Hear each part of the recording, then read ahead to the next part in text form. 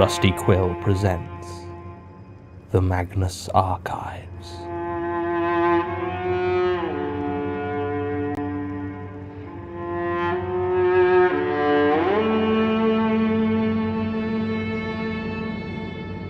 Episode 63, The End of the Tunnel.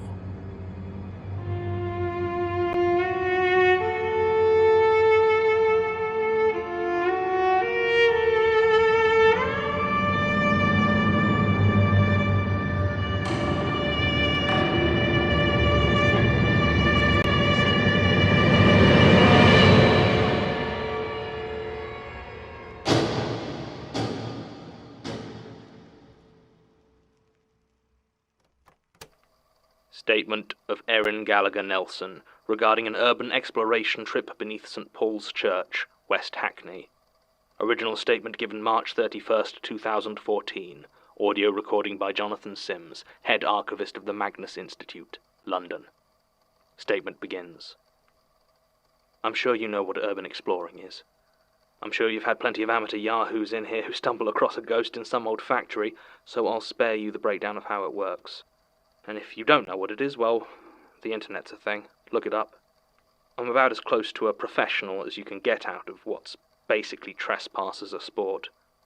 I work as a photographer, and if I play my cards right, I can get more money from an abandoned pump station than from shooting some spoiled human Barbie for Self-Hate Monthly or whatever. It's always been me and Luke Nelson.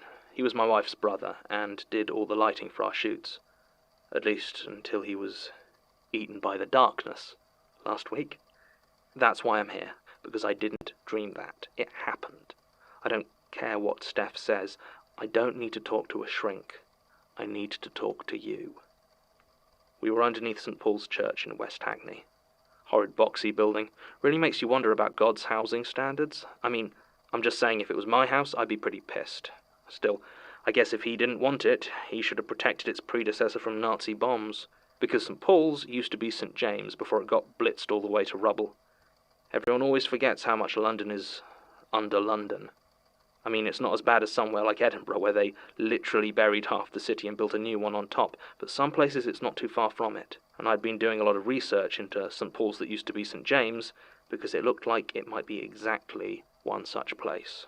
Plans of the drainage and underground of the neighbourhood seemed to indicate that there was a large subterranean area directly beneath St. Paul's that appeared to be avoided by all public works.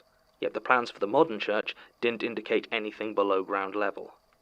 What this told me was that the old church of St. James probably had quite a sizable underground presence which hadn't been completely destroyed by the bombs, and which its inheritor didn't use.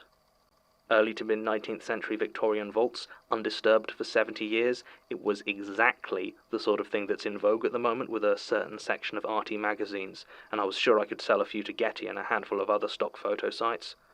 And hey, it wasn't like I hadn't broken into a church before. Luckily, St. Paul's West Hackney was Church of England, meaning they didn't lock up as tight as some places. Catholic churches can be a real pain, as they actually have some valuables inside that need to be protected, but this, like most C of E, was plain and unadorned inside. So while they took plenty of care with the offices, they weren't so conscientious about locking up the main church building, as quite frankly there was nothing to steal. Unless you like hymn books. It took me and Luke less than a minute to get inside. It was last Tuesday, the 25th. I suppose technically it was Wednesday the 26th, as it was well past midnight when we made our move. Once we were in, we kept our torches low, stowed our equipment, and went looking for anything that might get us deeper inside. At first it looked like we might have been mistaken and there was no way beneath. But then Luke spotted what looked like a removable panel in the floor, just off to the right of what passed for a podium. It was heavier than it looked, but after a bit of work with the crowbar it came off. It didn't look like it had been removed in decades, maybe not since the new church was built.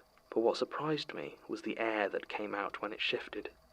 It hissed like a long-held breath, and the air that rose up from that hole was icy cold and damp.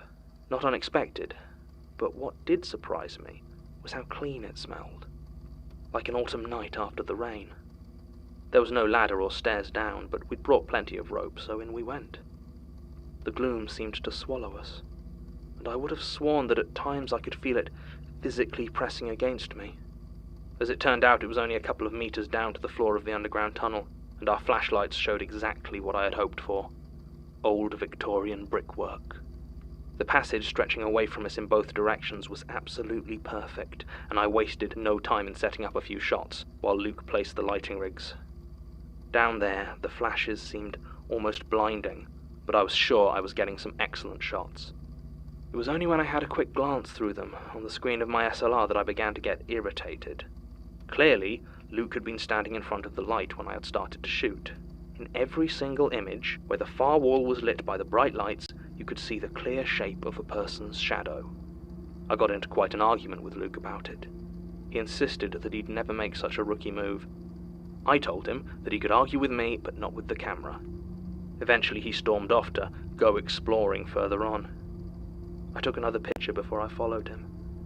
The shadow was still there, and it seemed to be ever so slightly closer.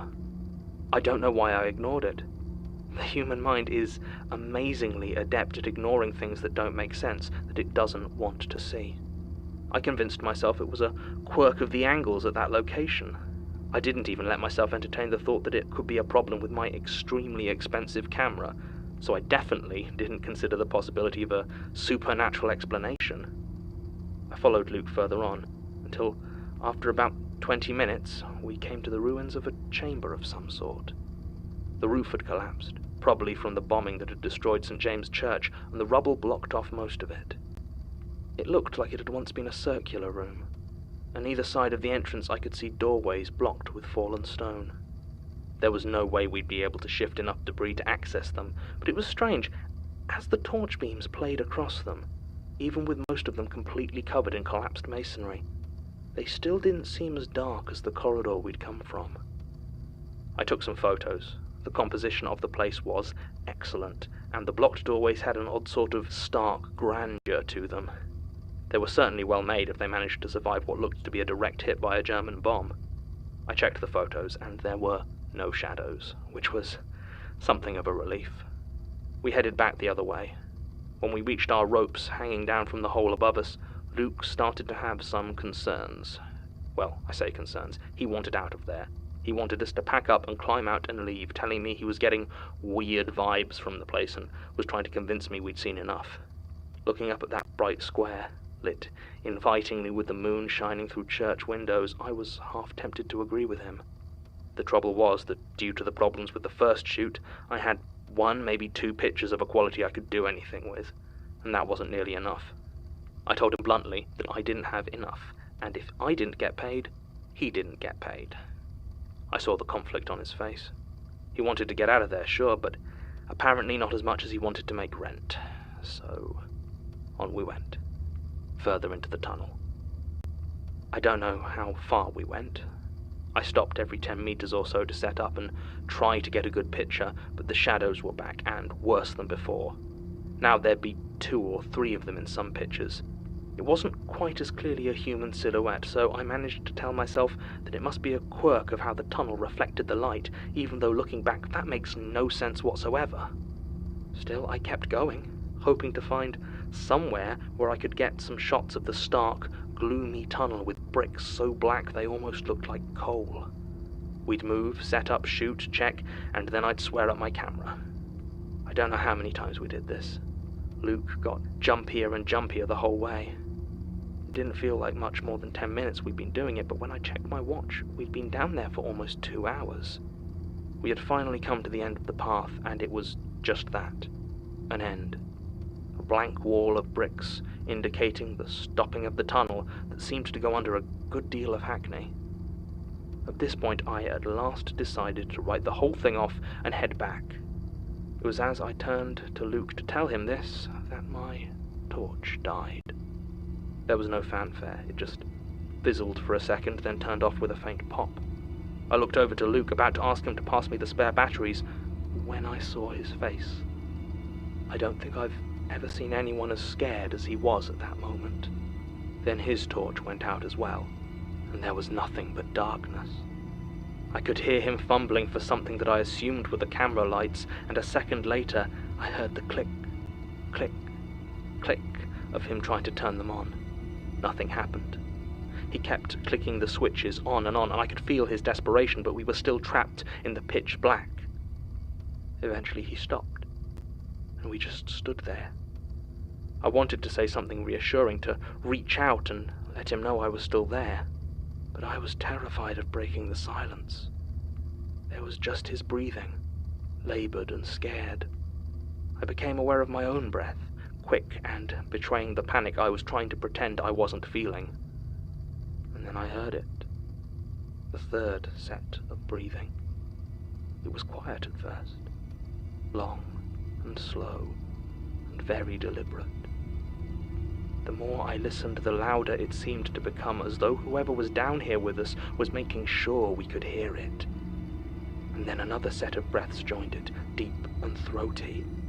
And a fifth, a sixth, then more. We were surrounded on all sides by the sound of breathing, getting louder, getting closer. Luke let out a small whimper, and altogether they stopped. In their place there came a scraping sound, something metal. It sounded like being dragged across the bricks. Far away behind us, but getting closer and fast. It was joined by a heavy thumping tread, footsteps coming towards us, rhythmic and unhurried. I almost thought it could be my heartbeat, pounding in my ears, but the echo assured me it was coming from down the tunnel. Then the scraping came again, now from the other direction, and I sank to the floor, clutching my camera to my chest like some sort of protective talisman. It was silent, once again. The noise that broke the stillness this time is the one that is still ringing in my ears. It was far more dreadful than the others because of how familiar it was, though I had never heard it in such a manner before. It was Luke's voice, and it was screaming in agony. A shrill, gut-wrenching screech of pain and fear that wiped away all thought in a second and replaced it with blind panic. I wanted to run, but my legs had locked up.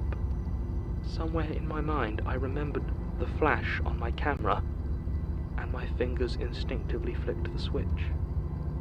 As I pressed the button, the screaming stopped with a wet snap, and for the worst moment of my life, an explosion of light shot through the darkness. I saw Luke hanging in the air. There was nobody around him, but on the wall, in stark black outlines, I saw two long, thin shadows standing beside him. On each, I saw one spindly arm gripping his shadow by the shoulders, while the other held up the shadow of his torn-off head. In front of me, the real one just hung there, dangling as if by some invisible thread, blood dripping onto the body below it. His eyes were staring at me, as though pleading for my feeble, flashing camera to save him. I screamed. The next thing I remember was the painfully bright light of a dozen torches on my face. It was the rector of St. Paul's, and a small group of what I assumed to be parishioners. He didn't say a word as he gently led me back towards the entrance. I looked around to see if Luke's body was there, but I knew deep down that the darkness had eaten him, and he was gone. The rector was very understanding, though I wasn't making much sense. He spoke soft words of reassurance, brought me out into the sick, pale blue of dawn, and called an ambulance to look me over. I didn't get his name, and it was only after I'd reached the hospital I realized he had taken my camera. Since then, I've been under observation in the hospital. Nobody listens to my story, and Luke has been officially listed as missing. Steph has been very supportive, but I can see the pain in her eyes. She knows I was the last one to see her brother, and it eats at her. I don't really know what to do now, except to keep the lights on. Statement ends. It should come as no surprise to me by now that the foundation stone of the original Church of St. James in West Hackney was laid on the 17th November 1821 by Sir Robert Smirke. Even so, I was very much hoping to find at least one architectural oddity lurking beneath the streets of London that did not bear the mark of him or his students. This particular encounter doesn't seem to have much in common with manifestations from similar buildings. We've had something of a spectrum from him and his ilk. Cobwebs, entombing, difficulty in navigation, and now a violent, murderous dark. My first thought was the People's Church of the Divine Host, as they seem to have some affinity to the darkness, but I can find no connection of any sort between them and West Hackney Church. Not that any of the staff there were very helpful. Every one of them claims to have no memory of encountering Miss Gallagher Nelson, despite hospital admission records clearly stating she was picked up from there on the morning of the 26th March 2014. Tim is convinced that at least some of them are lying, but there's little we can do to gain any information they don't wish to volunteer. We've been unable to follow up with Miss Gallagher Nelson. All attempts to contact her have been prevented by her wife Stephanie Gallagher Nelson, who has made it abundantly clear that we are not welcome and are to attempt no further contact. Luke Nelson remains missing. End recording. Supplemental. I have been attempting to access Gertrude's laptop, but have thus far had no luck. None of the obvious passwords I've tried have been successful, and I am unsure who can provide both assistance and discretion. There may be further clues on the other tapes, but so far I've had no word from Becerra. I'm so close to finding something. Maybe I should just go down. Excuse me. Do you have a moment? Miss King, how did you get in The here? new girl let me in. Are you all right? Sorry? You look like hell. It's been a hard few months. Look, can I help you? Because if you're just after another shouting match... No. I actually do need your help. Interesting. All right, can you not be an arsehole about it? I just need access to your library. So talk to Diana. She runs the place. Yes, I don't exactly have the academic credentials you guys demand. So I apparently need someone to vouch for me. And you're basically the closest thing I have to a friend here. We've spoken once, and we ended up screaming at each other. Yes, and that's more than I have with anyone else here. Also, Georgie actually has some nice things to say about you. Oh. That came as a surprise. You didn't even tell me you knew her. It was a long time ago, before she started doing What the Ghost. It's a surprise to me as well, to be honest. We didn't exactly part on the best of terms. What exactly do you need from us anyway? Can't your showbiz friends help you? No, Most of them won't talk to me anymore. What happened?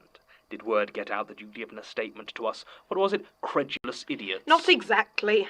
Look, in my business, your reputation is all that you have. The industry's mainly full of skeptics, pretending to be believers, pretending to be skeptics. I think the word you're looking for is charlatans. Can you not?